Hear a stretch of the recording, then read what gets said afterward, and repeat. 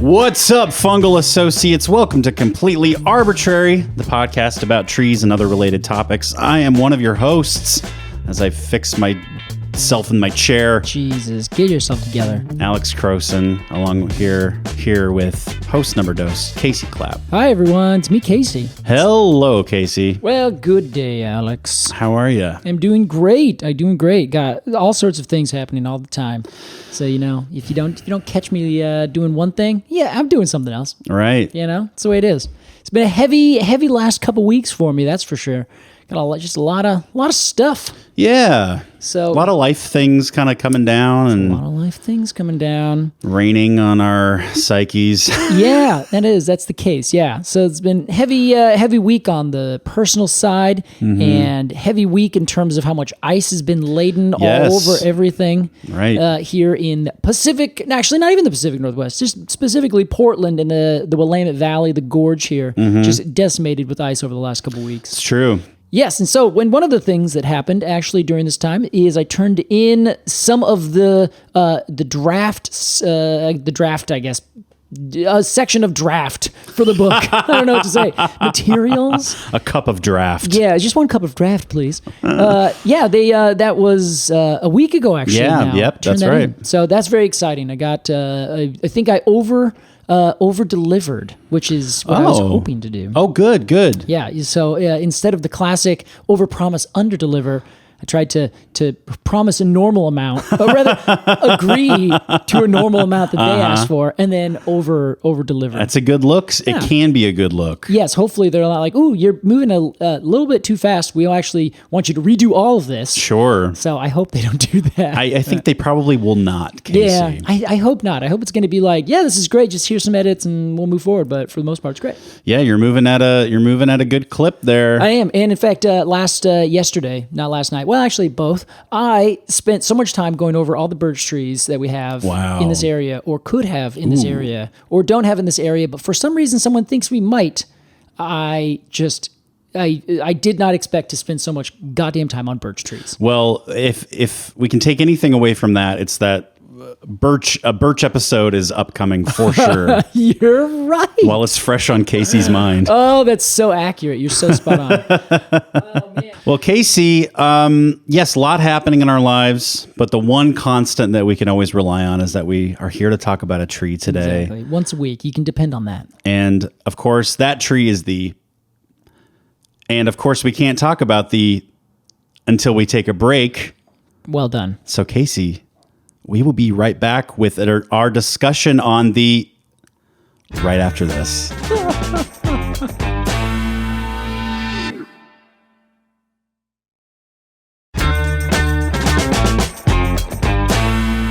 Welcome back to Completely Arbortrary. Today we are talking about the scientific name. The scientific name is Falcatifolium taxoides. Wow. Now, you'll all have noticed that you thought you lost connectivity for a second. This was not an audio glitch. Multiple times. You have not done anything wrong. Stay seated. Everything's okay.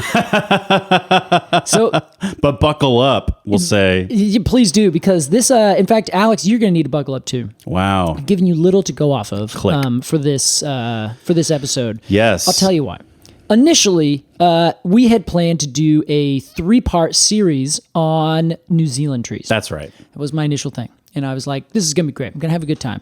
Then I got on to reading this book that has nothing to do with New Zealand trees. Wow. It's called The Vital Question. I believe it's by Nick Lane.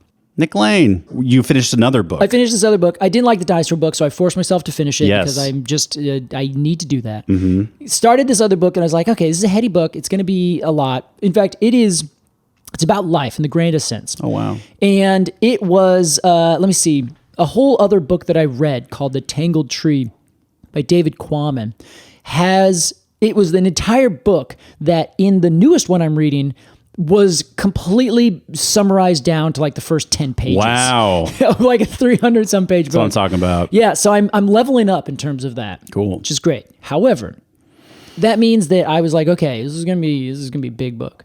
So I'm sitting there, I'm reading it, and it brings up something that kind of makes me go, huh, I've never quite thought about it that way. Wow. And then it made me think about it more and more. And then I ended up going on a pretty significant tangent that has led us to where we are today. Wow, here we are. Yes. Sorry, everyone. Everyone in New Zealand who's really stoked about that, you're just going to have to wait. Wow, a hanging Chad. You get a hanging Chad, another fish.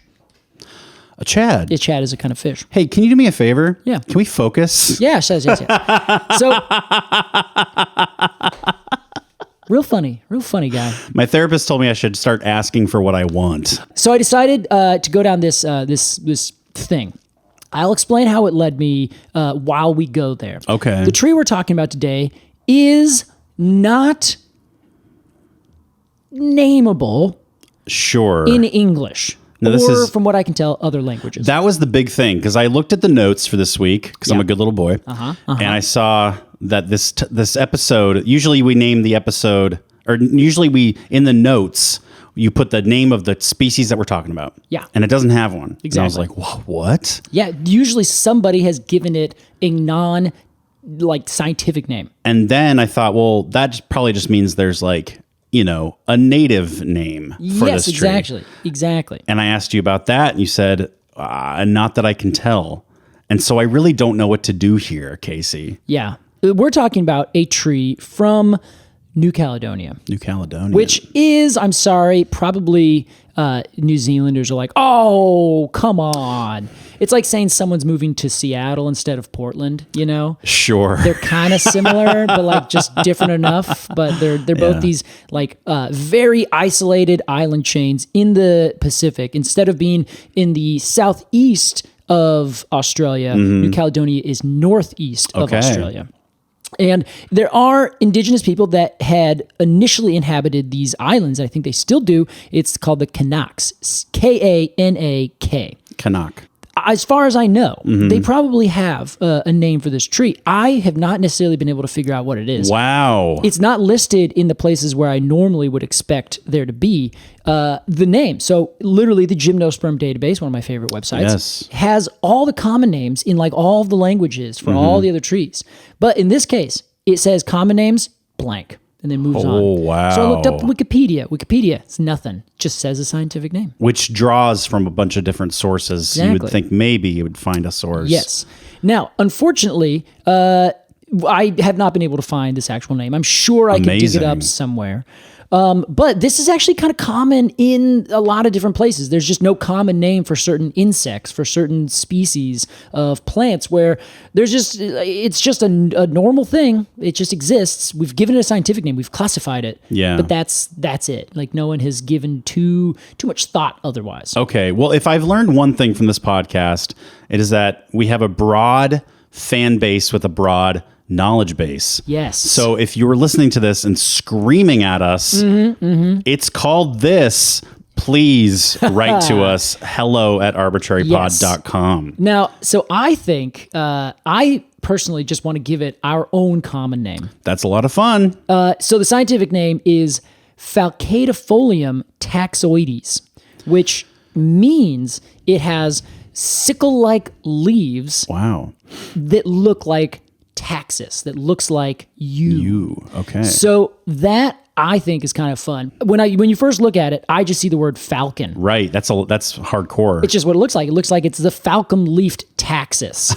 So I really want to call it the falcon yew. The falcon of death. Yeah, but it's not a yew. So I don't want to fall into the trap of being I'm just going to call it a falcon pine because it kind of looks like that. Well, I have a pitch, Casey. Okay, what do you got? How about during our review section of this episode, we give our golden cone score, and then we give our pitch for a common name. Well, see, Alex, what are we going to call it in the meantime then? Are we just going to call it this tree? Falcatifolium taxoides? I think we should just call it this tree, this week's tree. Wow. Okay. All right. It's just generic. It's just the most generic tree you've ever heard of. Well, Casey, let's imagine, as we do every week, that you and I are traipsing through New Caledonia. Wow, what wonders to behold.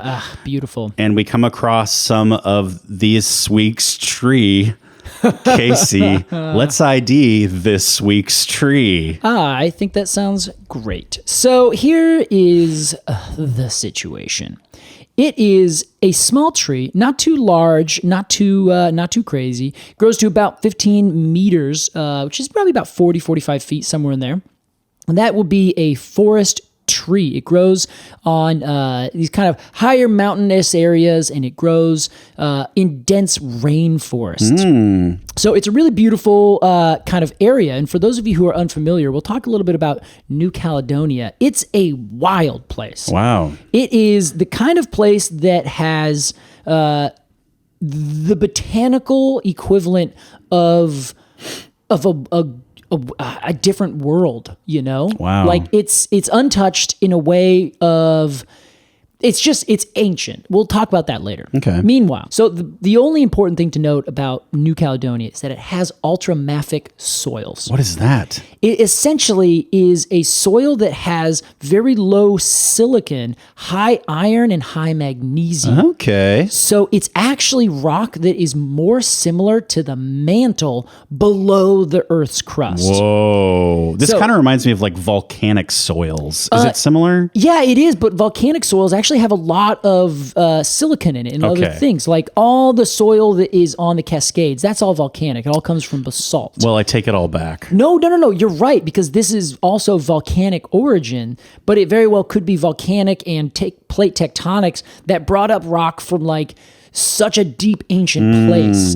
Another similar thing would be the serpentine soils in California. Sure. And the Siskiyous and the Calamus. And there's some other places that have these weird spots as well that are like just really weird, unique soil types. So this could be growing in like ancient soil. Yes, potentially, yeah. Okay. And it's also just like very nutrient poor, like crazy nutrient poor, to the point where anywhere else in the world, no plants would grow on it. But for some reason, here they do. Wow. So this is one of those trees that grows very predominantly on these ultramafic soils. And there are some 43, I think, species of conifers, all of which are endemic to New Caledonia, and many of which grow only on this soil type. Oh my God. It's like, it's hard to imagine, but it has this extraordinary soil type, and it has been isolated for something like 30 million years. So all of the plants have gotten there from a bird or something. Like they've all gotten there in some weird way. Okay. Then they start to grow. Then they start to speciate from that. So either they were brought there from somewhere else, or they speciated on that island themselves. And they've had enough time to differentiate from everything else in the world. So everything is endemic. There's like 3,000 species of endemic plants there. Oh my God. That grow nowhere else. Wow. So it's a crazy spot, botanically speaking. Now, our tree grows in this lovely section of the world, and it is in the Podocarpaceae. So it's again another podocarp, which is why I thought, this is going to be okay. Everyone's not going to be so mad at me for this. We're still on track for the theme. Yes. We're doing great. You. So it's a small tree, and it has, it grows again in these dense forests. So it's hard to see like what the whole canopy can look like, but it's not a big tree. Think of a yew in a sense around here where if you leave them open, they can kind of get big and bushy, but they grow in forests, and so they kind of grow a little spindly, and they kind of like look funny here and there. They're a little bit shade tolerant, these, so you can find them in these dense forests down below, and they'll grow up through that forested area. Cool. And they have more or less smoothish bark. Sometimes it can exfoliate. It's a little reddish. Again, very yew-like. So the whole specific epithet being taxoides really actually like is very fitting, I think, for this tree. And if I'm recalling, when you add oides to a scientific name, it means like this other thing. Yes, exactly. Like cupressoides or whatever. Yeah, it means the leaves. It has leaves that are like that. Usually that's what oides means. Oh, okay. Specifically the leaves, not just in general. Yes, I think so. Okay. Now, I say that with this kind of tentativeness because if you say phyla, that's explicitly the leaves. Yeah. So I think this is more than just the leaves, but kind of like the whole twig, the whole kind of thing. The foliage. Yeah, so I think you're right. I think it's more of like, this looks like a yew. What part of a yew? Yeah, that part. You know? Yew-ish. So they It's a really gorgeous little plant with this reddish bark and these dark green leaves that you can find in the interforest area. And it has two different kinds of leaves. One is the juvenile, which grows on very small little plants, and I had to figure this out because every now and then I read a bunch of stuff and I'm like, what exactly does that mean? So the juvenile leaves, as I've read, are flattened bifacially. Bifacial? Yes, they are two-faced leaves. Okay. One side is a devil, the other side is an angel. Wow. I'm just kidding. They're both angels. Don't get me wrong. We couldn't say that about this week's tree. No, we couldn't do that. What are we? We're not monsters. So it grows, I think what that means is that essentially its leaves split themselves more vertically, which is bifacially, so they have two faces, one left and one right. Oh, instead of like horizontal where they have a top and a bottom. Exactly. These have a side and another side. I believe that's the case. Wow. And that wild. The reason I know this is because the adult leaves are flattened bilaterally. And so that makes and when I've seen pictures, they look flat, like kind of paddle-shaped leaves. Not quite as thick as other podocarps, but more, well, like a yew. So these like as they grow older, they flatten exactly bilaterally. Bilaterally. Now it's not as the leaves grow older; it's as the plant grows older. Oh, sure. So kind of like a juniper, where when it's really young or new shoots are growing vigorously, and it's worried about having some other thing eat it. It grows the awl-like sharp needles. Yeah. Then it'll grow the other scale-like leaves. This, I think, is that exact thing. So as it gets a little bit older, its leaves flatten themselves out and they start collecting more light rather than being more tight and maybe able to protect themselves a little bit more. Interesting. We've also talked about trees that start out red. Yeah. That's kind of a similar thing. It is like it's just kind of a thing to help the plant avoid certain things. You know? Like it for the redness. A lot of times that happens right when it's brand new coming out, and it actually protects the plant, the leaves, before they really get all their waxy coatings and everything in place. It protects them from like harsh light and UV and things like that. In those tender first years. Exactly. Yeah. So I think you're right. It's just a different means of that kind of control over keeping themselves safe. Interesting. So the other thing about these leaves, Alex, is that they are, as the genus would tell you, Falcatifolium. Yeah. Falcate means sickle-shaped. Sickle-shaped. Yeah. And for anybody listening who doesn't know what a sickle is, because I feel like it's kind of an old school thing, yeah, right? It is. Yeah. Kind of a crescent, like a half moon. It is. It is the blade that's on top of Death's... Staff? Sickle? Oh my God, what is that? Oh, scythe. Scythe, yes. So a scythe is basically just a pole with a handle that has a sickle blade on top of it. So basically what that means in practice is that the leaves are kind of like curved a little bit. They don't exactly have perfect symmetry on the left and the right of their mid vein. You also see this in the pecan leaflets, where they kind of curve on the bottom, but the top is more or less equal on the top. So it looks like the leaf ends up getting this kind of like crescent moon kind of shape. I will say it's pretty subtle, Casey. It is, right? It's not quite as like obvious or deliberate looking as I thought it might be. Oh, really? Okay, yeah. I think it's a gentle curve. It is. I think that's very fair. I think that's a good way to describe it. Now, evolutionarily, does the sickle shape have anything to do with anything? You know, I don't think so. I think it's just how it grows. Just how it grows, man. So to speak. Because most of the time what that means is that you have a different rate of growth, just like with the cone. Sure. Where for whatever reason, one side grows a little bit wider than the other side.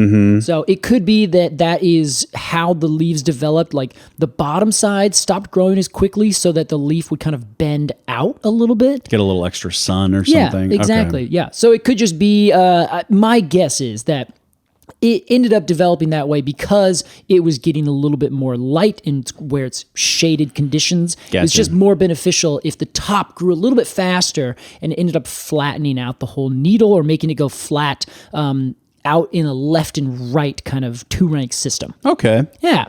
So it's a pretty little tree, honestly. Like, I really think it looks handsome. It looks like a yew. Like, I just cannot get it unstuck from my brain.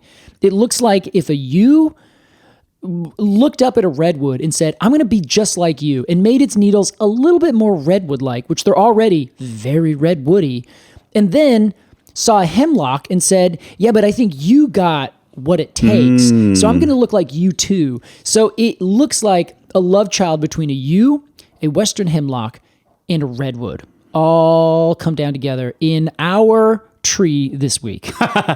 This week's tree.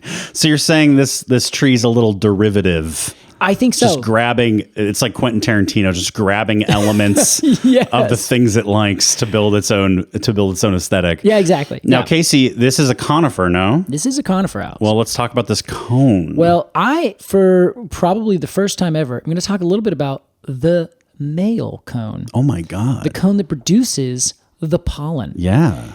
I was very confused when I was first looking at this, but if you look up photos and if you go to our website, you can find some. I have a thing that says some photos information on Falcatifolium taxoides.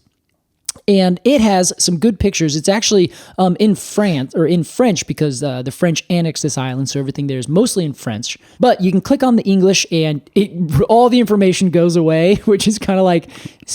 It seems like a very French thing to do. Wow. Oh, you want it in English? Okay. They just take all the words away. But you want me to turn the radio down? I'm just going to turn it off. Yeah, exactly. Like, it's not what I asked. Okay. That's a little manipulative. It was just, it seems very French. No offense to our French people out there. I know we have at least one listener, and you are the best. Yes. Or as you would say, I don't know. Good job, Alex. I was looking through this, and it honestly, the whole plant looks like a heath, or it looks like a small rosemary or something like that. Like, it looks like you would not expect it to be a conifer. Rosemary, definitely, yeah. Yeah, and it has these male cones that are probably about 3 to 4 inches long. Wow. And they look like catkins that come out from a chestnut or something like that. Yes. And they are this like yellowish, very creamy color, and they just pop out from the terminal or just from an axil of one of the leaves, and then just release their pollen out to the world. Just a little caterpillar. Yeah, exactly. They look like a catkin you'd find on a birch or an alder, anything in the whole birch family. More derivative. God, and then on top of that, the seed cone. Wow. Have you looked that up?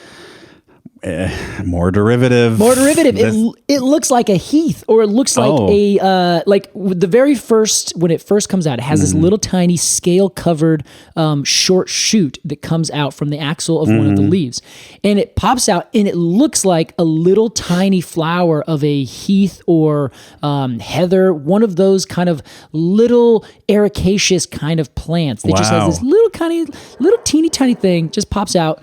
And just has what it looks like, a little tiny little flower head. But that flower head, of course, is a cone. It's a little tiny cone that has a bunch of needles that I think there's about a dozen or so scale-like needles that do what podocarps do and become this very fleshy base of the cone. Yeah. Now, the cone itself is technically these scales, and then the one apical scale, the very last one, is fertile with one single seed, or rather an ovule on it. Yeah, it looks comparable to the Totara. Yeah, totally does. And to the Rimu. Yeah. It's in that definite. I mean, is this a podocarp thing? This is okay. It's in the podocarp family. Yeah. I mean, like, is this a podocarp thing? As in, is this just what podocarp cones look like? Yes, it is. Okay. Yeah, very much so. Cool. They have all done this same kind of thing. It's to a different degree here or there for different plants, but for the most part, that is their thing. They have all developed for the birds, as they say, and literally. So if we're talking taxus-like, this looks like a yewberry. It does. It really has it. Now it looks a little bit different. It looks very superficially like a yewberry. Sure, if you were glancing at it, exactly, you'd be like, "Oh, is that a yew? Oh, that's not a yew." Mm-hmm. Okay, and I think honestly, of all the podocarps I've seen, this is the one that looks the most appetizing to me. Yeah, I could see like plucking the seed off the front and just popping that in my mouth. I totally could. It looks like it looks to me like a more succulent cranberry with a huckleberry attached to it. I think it looks like a strawberry gusher. Okay, that's even better. Yes, that's totally it. So you can tell how Casey and I look at food differently. Yes. Now it looks like a Chianti berry. Yes. I'm like, oh, it looks like candy. Everyone sees their own thing, right? It does look like both. So that is just a delight. I think that's just such a beautiful little thing. So it's a derivative plant, and you know what? I don't think we've ever used that word to describe one of these trees. I don't think we have. But it feels very fitting now. It's just like it's just grabbing all these elements that it likes and being like, I'm self-defined. Yeah. You're like, I've seen everybody with that haircut. Yeah. And he's like, okay, well, look at my shoes. Yeah. Everybody wears those shoes. But not everybody who has that haircut has those shoes. That's true. So yes. this tree is going from all these different things. There is a certain amount of self-invention here. Yes, exactly. Mm-hmm. Yeah. So at one point you just have to round up to, you're original. Good job.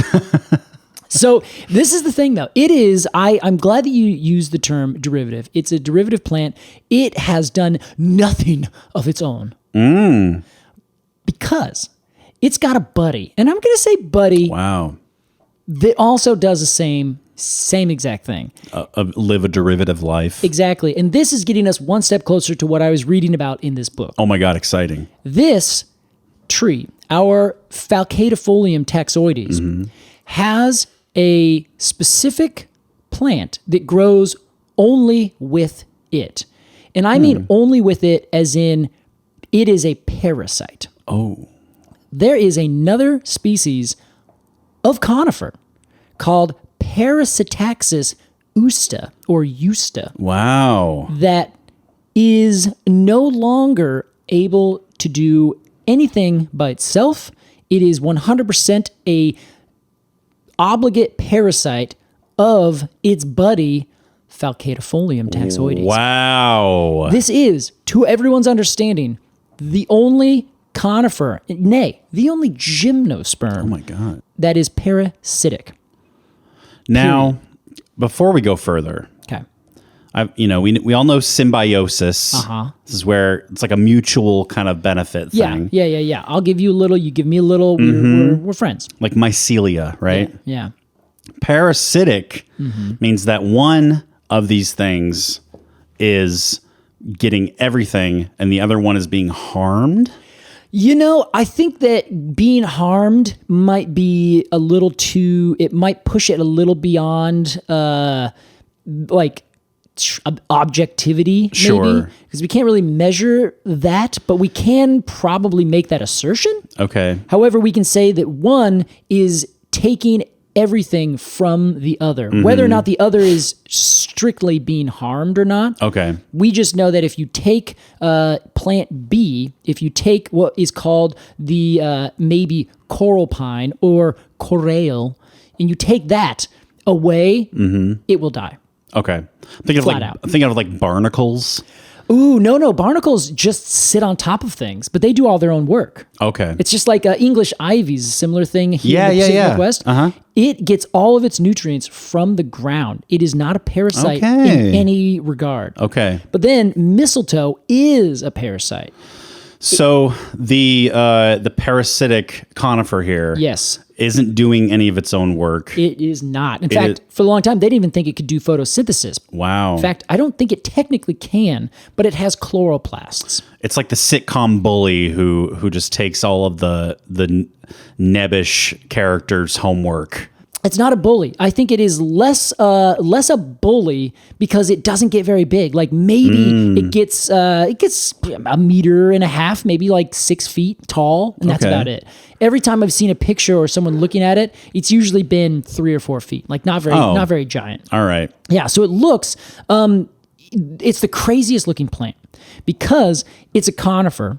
It makes cones and it grows on New Caledonia, where everything is on this ultramafic, really awful soil. Yeah. It can grow through that soil, but it sends its roots into the roots and grafts itself on to another tree. Wow. There is a one description that a guy found this plant growing like an octopus off the side of another tree and had roots growing up a few feet and then just going into the bark. And then going down a couple inches and just going into the bark. Oh my God. Isn't that crazy? Like that is like face hugger stuff. Yeah, it's horrifying. Holy shit. Like it's truly one of those things where you're like, oh my God, like that sounds like horrific. Parasitaxis usta or usta. Yes, I would say parasitaxis. And this is the corail is the common name. Yes, exactly. So that's the common name. I have also read it as coral pine, which is surely a play on coral root, which is a ericaceous plant that grows parasitically off of fungus off of trees in our area. Actually, wow, interesting. Actually, I think all across North America, maybe even Europe and Asia. Okay, but that's why I think it's called that. Otherwise, there's not really a good name, but I do like parasitaxis, which is kind of like means parasitic yew. Which is fun. Everything just looks like a yew is what we're learning down here. Yeah, what's going on down there? Yeah, what's happening, New Caledonia? All you French people who went down there. To get back on topic, wow, it is a wildly insane parasite because it does two things. One, it will connect through a fungus, so it will actively parasitize fungus that are working with other trees. Wow. It will also actually root graft onto a different species. In fact, it's in a different genus entirely. But as far as anyone can tell, it only gets onto Falcatifolium taxoides. Okay. So they have not found it on other plants, but it has found it on fungus. I have not found that the fungus is on other plants also. It's like an endemic parasite. Yeah, an endemic parasite on an endemic tree.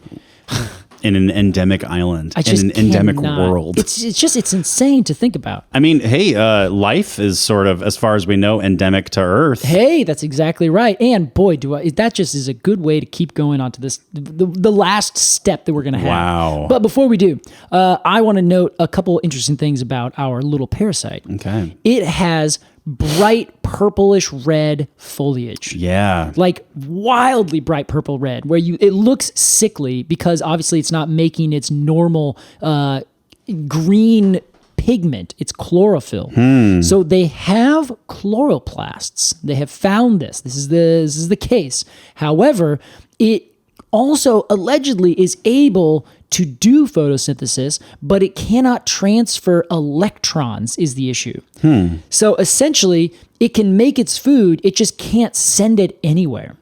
Oh my God. So it has no longer, I can't figure out exactly if it is having trouble taking electrons in to do photosynthesis to then create sugars outwards, or if they, in fact, just can't get the electrons away from certain things and move them elsewhere. Like, for whatever reason, they just can't move the electron around. Some wires are crossed somewhere. Somewhere, yeah. It's just not working. Yeah, exactly. And Holy it shit. has xylem, but it doesn't have phloem.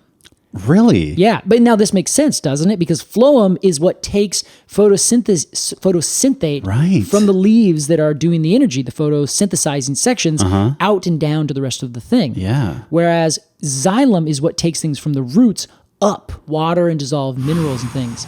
So this has been going on for so long that the tree has essentially, for whatever reason, in some whatever way, completely lost its ability to transport these things from its leaves down. So it's only sucking. It does not push anything else. This is what happens when you rely too much on everyone else. You don't learn to do anything for yourself. You can't do anything. You go to college and you realize, holy shit, I've never done laundry. What do I do? So you just let your clothes rot in a big pile. I think my one of my roommates did that. I don't think I washed my sheets.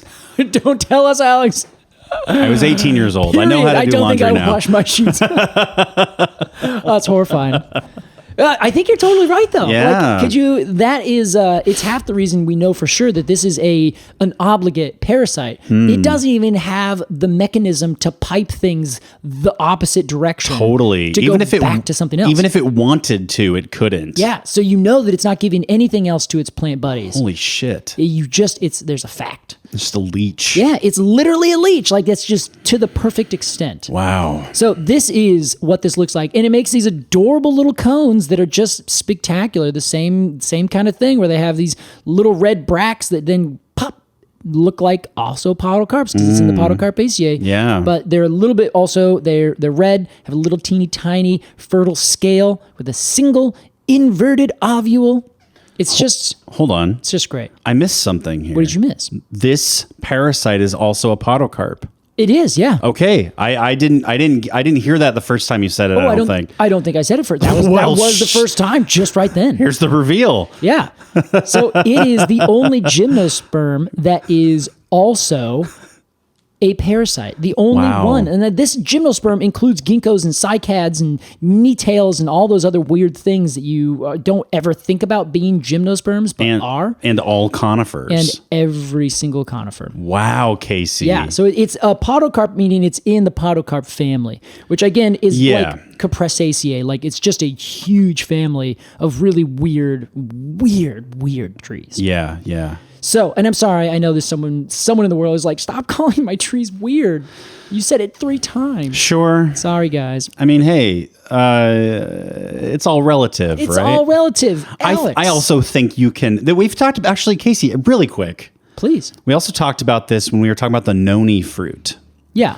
And we were like, apparently it tastes disgusting. And we kind of caught ourselves because we were like, well... There are people who grew up with this in its native habitat. Yeah. Thinking that it tastes good. And every time they hear another fucking white man call it disgusting, it's like, oh, come on. You didn't grow up with this. It's not part of your culture.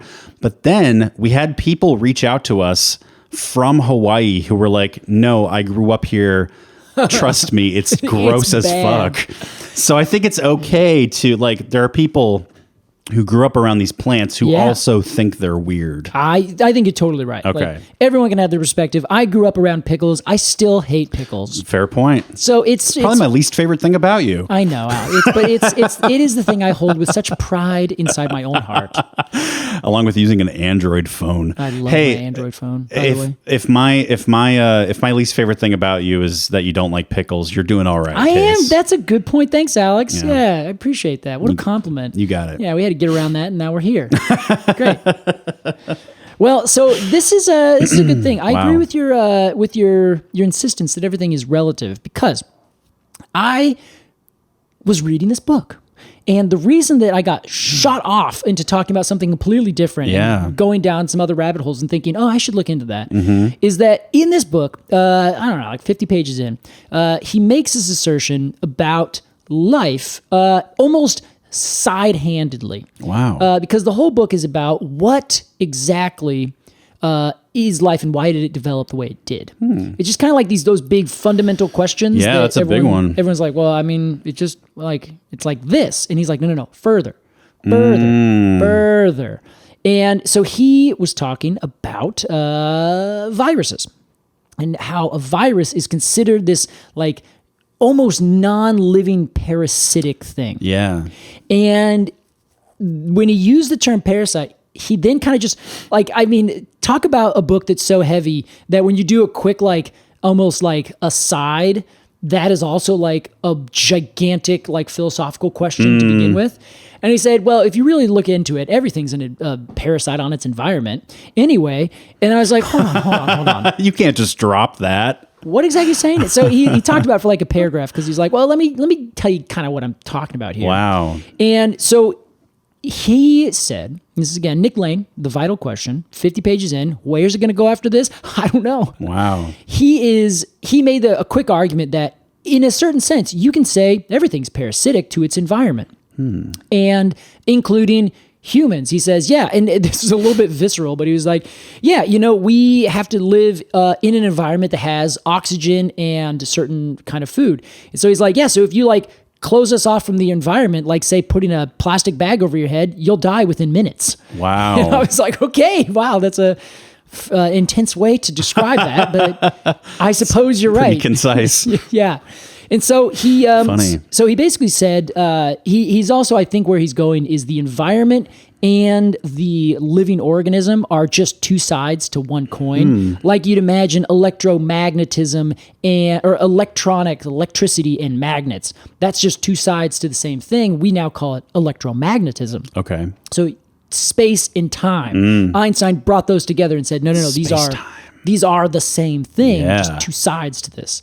So I think what he is ultimately going to argue at some point is that your environment and the organism that it produces are essentially two sides to the same coin, where if you're thinking about parasitism, then you can say, well, okay, yes, we see this plant is growing off plant A, growing off of plant B. Our parasitaxis is growing off of our Falcatifolium. Yeah. That one is a parasite of that one. Sure. But then he is arguing, well, sure, yeah, because if you take the parasitic plant away from its environment that it is grown to be in, it dies. If you take that tree away from its ultramafic soils on this one particular island, it dies. Interesting. What's the difference? One is a parasite of another living organism. The other is a parasite of the environment, which, if you really think about it, is a whole collection of living and non-living entities all working together, and that have been for billions of years. So my question ultimately, and I'm sorry, how much time have we taken up? I think 4 hours. Dang. My question is, are all plants just parasites? Wow, man. Are we a parasite? Are humans a parasite? I think we certainly are. Yeah. I would agree with that. And you've heard the idea of humans being a virus. That theory, which theory might be a little bit overblown. It's like a pop psychology sort of table talk sort of thing. Yeah. So I don't know. What do you think, Alex? Wow. Oh my gosh. I don't like the humans are a virus, man. Yeah. But I think that, humans are certainly an invasive species. We've talked about that before. I would agree that humans are parasitic. What does the potato get out of me ripping it out of the ground and frying it up for French fries? Very true. Very true. Well, if you talk to Michael Pollan, then the potato says, well, I've just made a deal with you.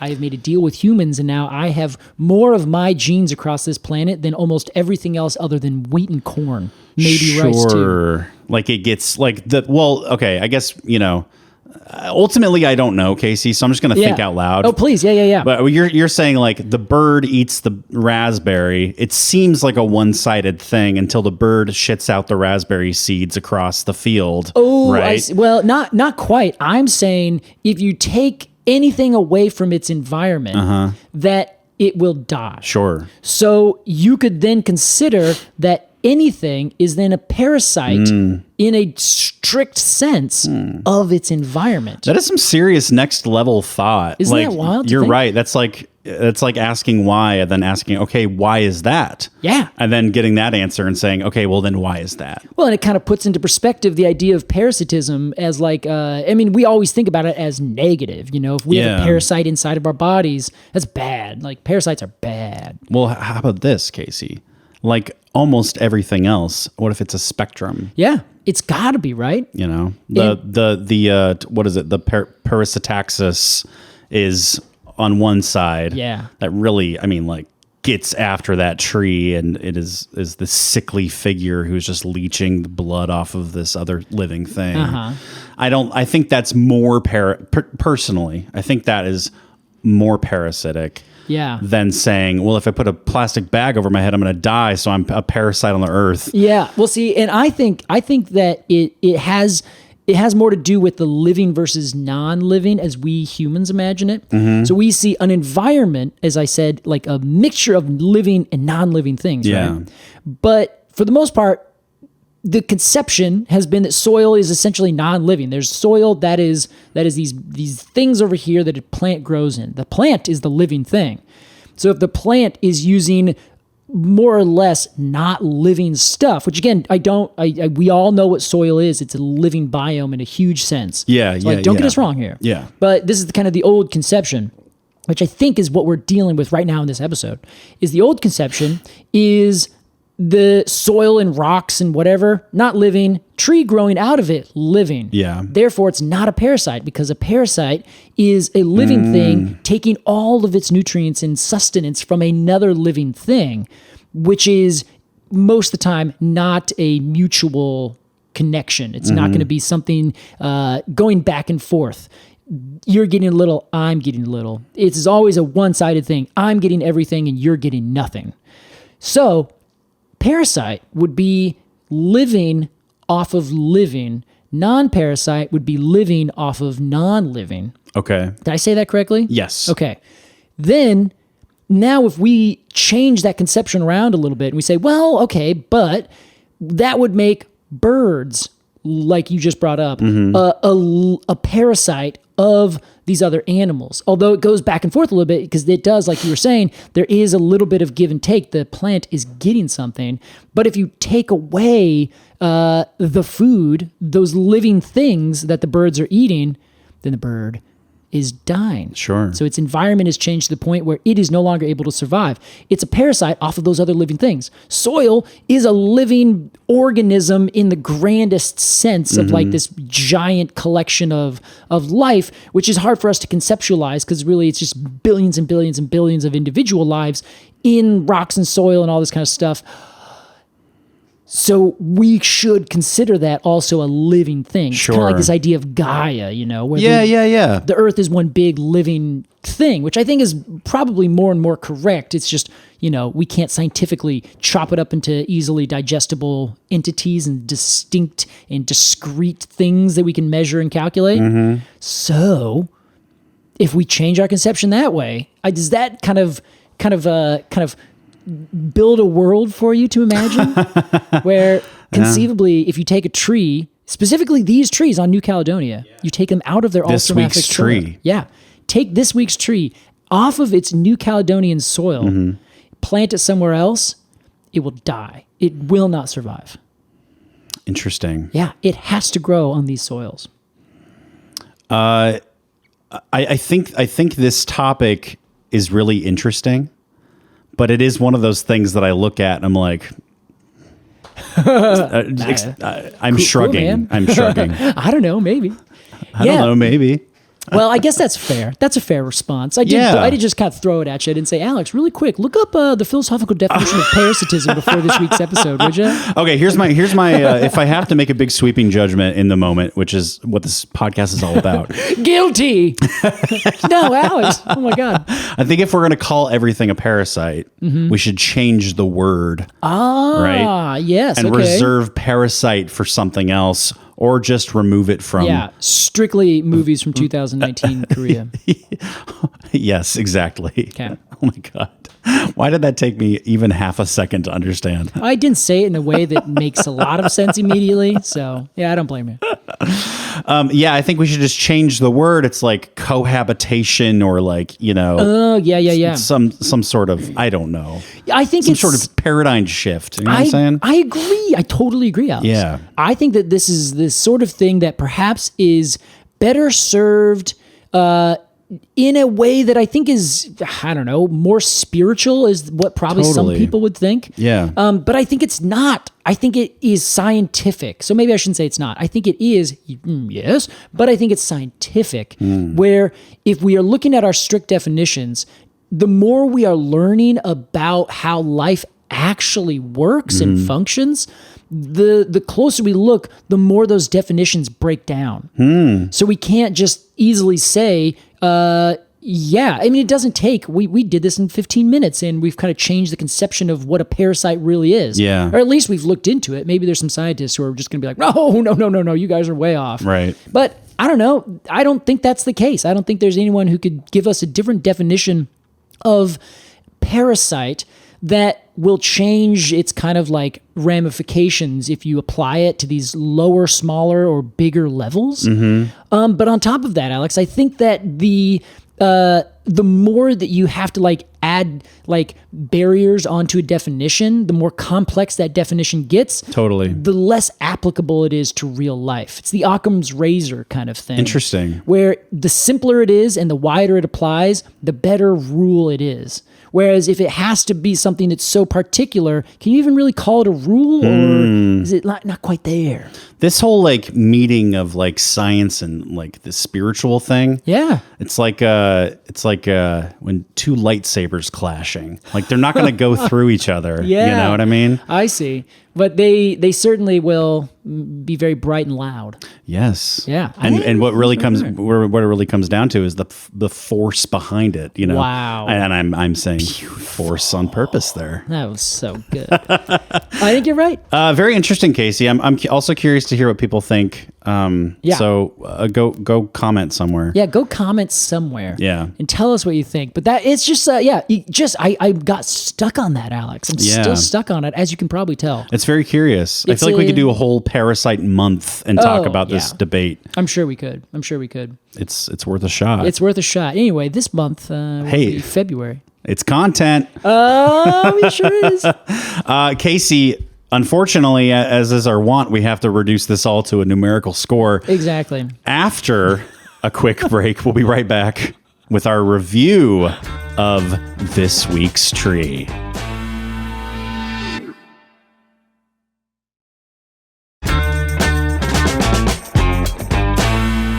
Welcome back to Completely Arbortrary. That was our discussion of this week's tree. Casey, it's now time for a review of this week's tree. All right. Here's how it works.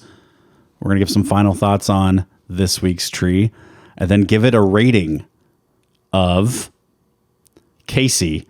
As our resident expert, we will begin with you. Thank you, Alex. I think that this tree is pretty cool.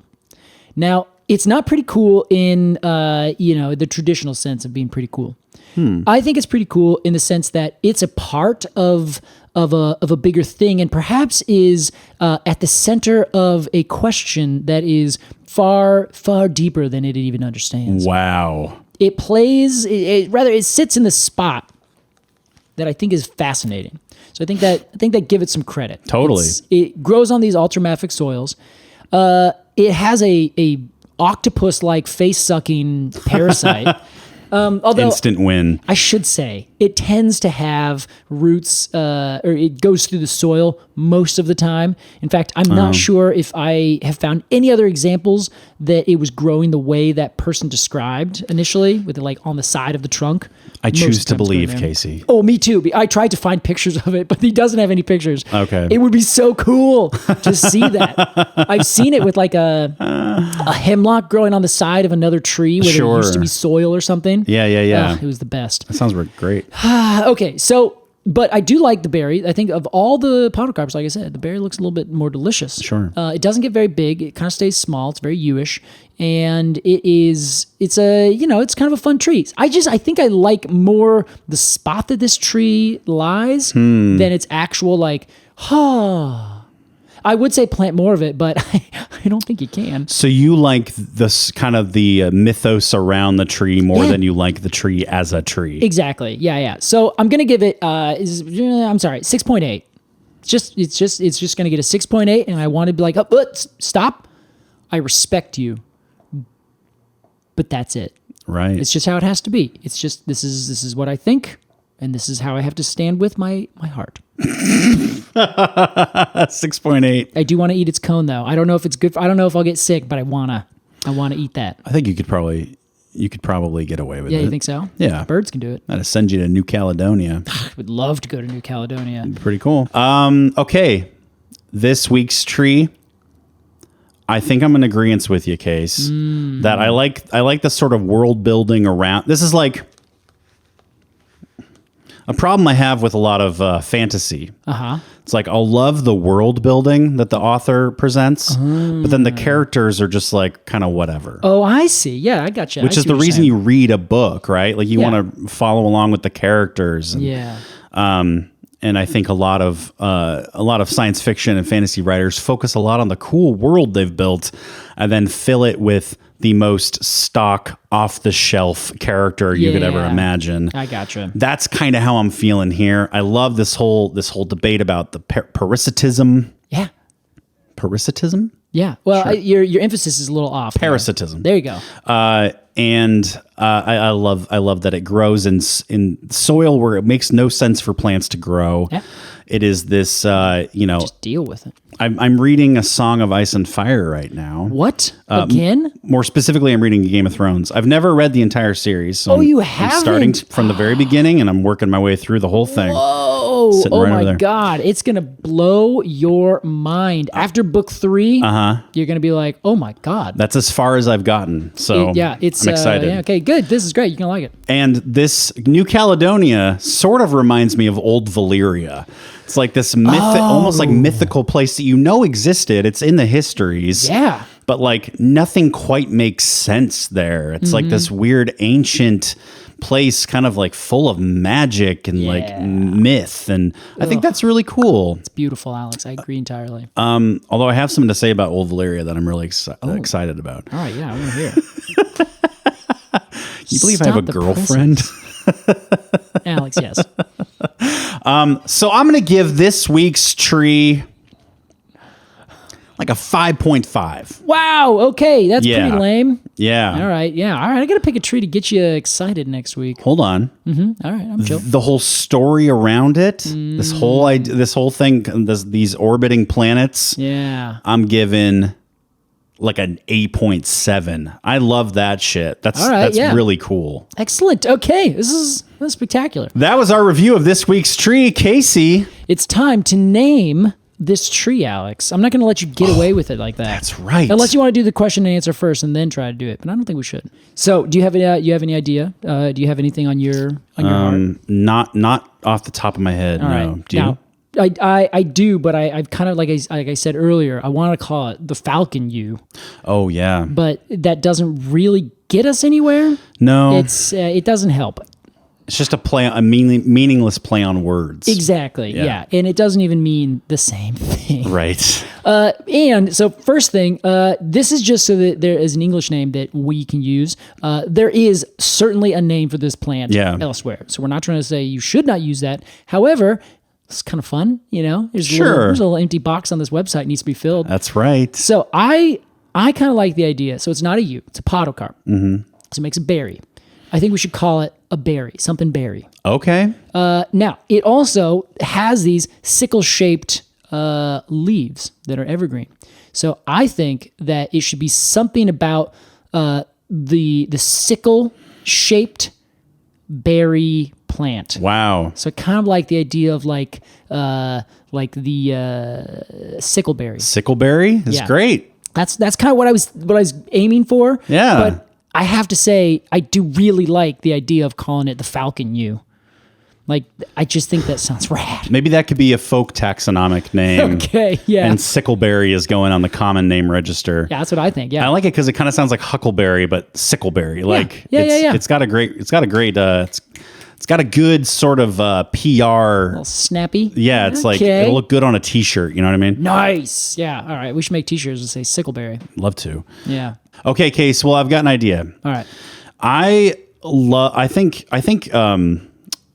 mycology people really have it going on. Okay. In terms of the common names they're given these mushrooms. All right. Yeah. Fungi. So. Okay. I like where you're going so far. There's all these really cool, funky, like edgy names that they're given these fungus. Dead man's fingers. Dead man's fingers is the one off the top of my head. Yep. Yeah, all right. Okay. And since this is a yew-looking thing, and yews are traditionally associated with death, okay, I think we should call it Death's Scythe. Death's Now, Scythe. in the mouth, it's a little clumsy, right? It's like not super roll off the tonguey. It's insane. Death Scythe. I think we should call it the Death Scythe. The Death Scythe. Yeah. Okay. It's Death's Scythe. Yeah. All right. Yeah. No, I'm with it. Or Death Sickle. But that sounds like popsicle. Yeah. Oh, this is a death sickle? Oh, can I just get a death sickle? Thanks. It's lemon flavored. It's like liquid death. So yeah, I think right, Death Scythe, find some like death in some like local, like the god of death in some local. Yeah. I see. Gotcha. I think it's a great idea. Yeah, something like that. Yeah. I'm jealous of all these fungus people. Well, Casey, that was our naming of this week's tree. Spectacular. It's time for our completely arbitrary AMA. We're going straight to our arbitrary Treemium. All right. What's going on, everyone? If you want to ask a question on the podcast, join up on the Treemium. That's arbitrarypod.supercast.com. We got a couple different plans, lots of options, lots of rewards. It's great. Lots of fun. Lots of fun. We're doing a live stream, I think, just the Monday after this. Yes, just in a few days. Next Monday, we're doing a live stream, so hop on there. Hop on. It'll be on Monday. The 29th. It'll be on Monday, the 29th. It's going to be about 6 o'clock, I think, Pacific time. That sounds right. Casey, this week we got a question from Brandon Corrady. All right. What's up, Brandon? Brandon says that they spend their summers in, I'm going to kind of paraphrase a little bit. Okay. Spend their summers in Juneau, Alaska. All right. I've heard about this place. Now, a question comes up often. Mm-hmm.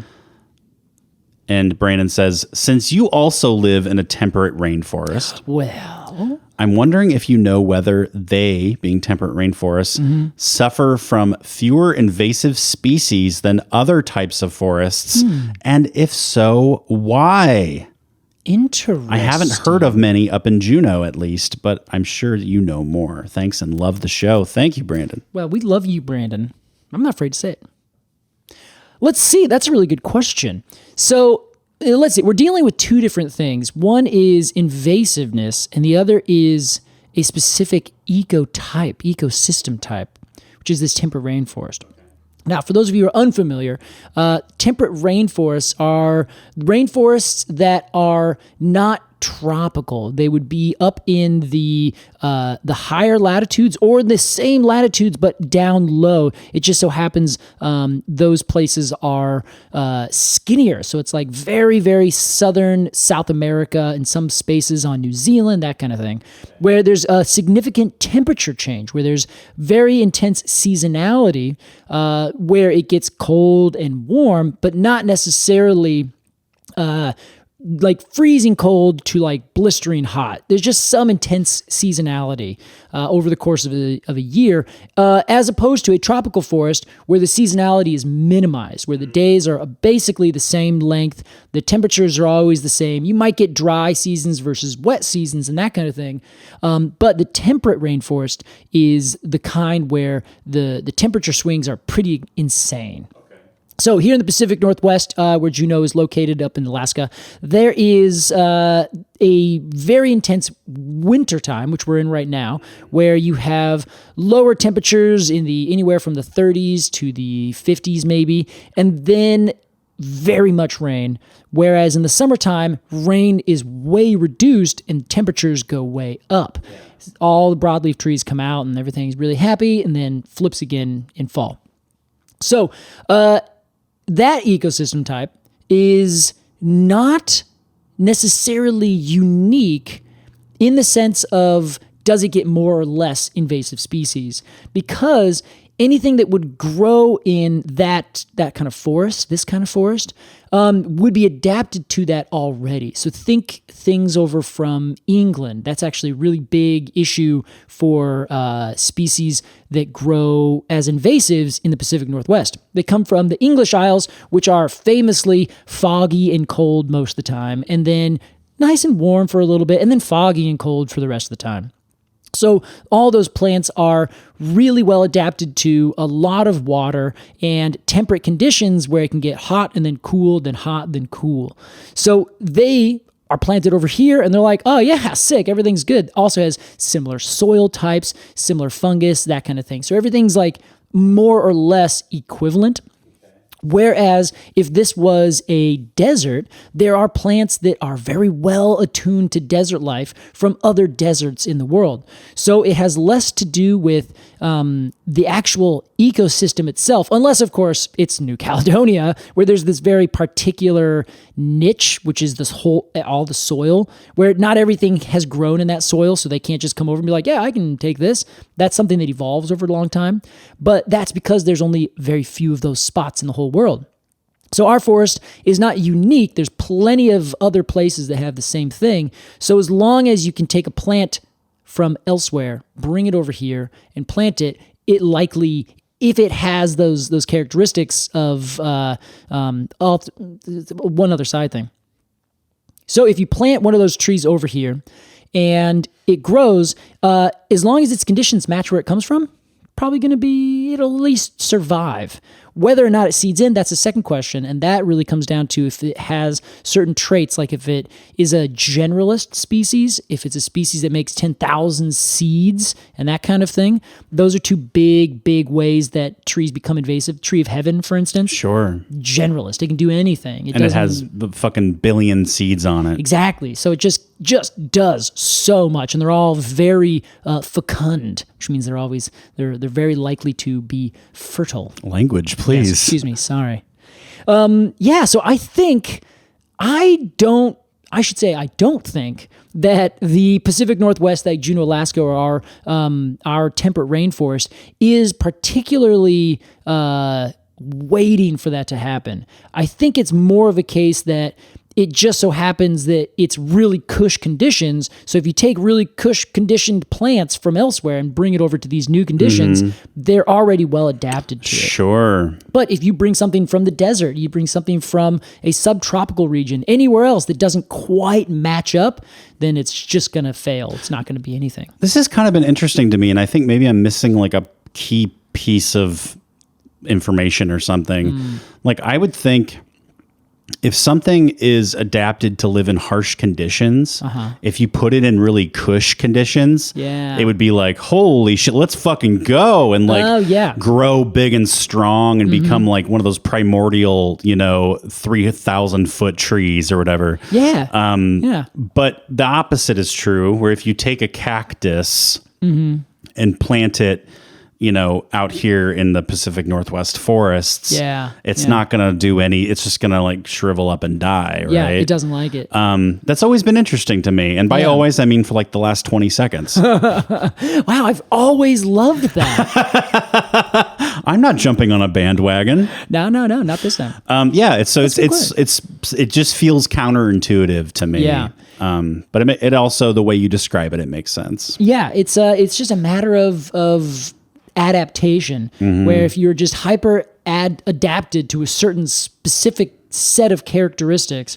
when you change those, you're just not as well adapted. Sure. Could be for 1,000 reasons, And I think there are situations that what you're describing does actually happen, where you take a tree that just barely grows one place and then you plant it somewhere else, and it's like, oh my God. Yeah. The radiata pine is a perfect example. Its native condition is like a really scraggly tree that doesn't get very big and grows in like 4 different groves, and that's it. You plant it somewhere else and you just like give it the opportunity, and it just goes ham, and now it's super invasive in other parts of the world, South America, Australia, New Zealand, all these places. So that does happen. Yeah, it can for certain. It's not the rule. It's the exception. What is that? What is the status quo? Yeah, it's not the status quo. All right. So I think that we are just in one environment where it's there, but you go to a different environment, you'll see it just as much. So to sort of simply answer Brandon's question, not necessarily. Not necessarily. Yeah. Perfect. Yeah. There you go. If you've got a question for us, or just want to support the podcast, get monthly cone stickers, join up on Completely Arbitrary Treemium. That's arbitrarypod.supercast.com. That's right. Casey, Clapp. Alex, we did it. We made it through a philosophical episode. I don't know what we actually talked about. We could probably give a rating on the little knot tree conifer too, but that would be inappropriate. I don't think we can quite go that far. No. As we are played out by milk by the mini vandals, Casey, can I tell you the theory on Old Valyria? Ooh, yeah. So there was this Old Valyria is sort of like I sort of compare it to like Rome, like at its height, right? Yes, yeah. The Roman Empire. Very fair. And there was, of course, the doom of Valyria, yes. which was this cataclysmic event. Nobody knows exactly what happened. Totally. Mm-hmm. But if you look at a map of, I forget what the continent is called next to... Estros? Essos? Essos. There's Westeros and Essos. Okay, yeah. And if you look at the map and you look at Old Valyria, there's this ring of fire around Old Valyria, which is a volcanic ring, and Old Valyria was kind of built on this volcanic land. That's the leading theory. So the theory, of course, is that the Doom is just a huge volcanic event that like destroyed everything in Old Valyria. And it had like Valyrian steel and all these things. Like it's super strong, but it's all like there are dragons that live up there. So like it has historically been this wild place, right? Like very magical. And I'm wondering if it has less to do with this volcanic eruption, more to do like with volcanic activity, but also they dug too deep. A little bit like Unleash the Balrog. The Khazad Doom, yeah. Who knows? Interesting. Yeah, so the Doom could be like multiple different things. Yeah. But, I don't know. That's what I love about those books. Is like everything's very much magical and curious and dark, but it's all more or less grounded in reality. Yeah, it's essentially everything's pretty much like. I think that's it. The line that George R.R. walks is a reasonable line. Like, it doesn't go too far into blatant magic. Totally. And not too far the other direction either. There's speaking of good fantasy worlds, that's probably my favorite. Yeah. Even over Lord of the Rings, probably. Wow, really? In terms of world building, yeah. Yeah, I think you're probably right. I'm there. I'm there with you. Well, anyway, I forgot we were recording. Oh, yeah, it's great. It's great. Hey, thank you so much for listening to this episode of Completely Arbitrary. We'll see you next time. Goodbye.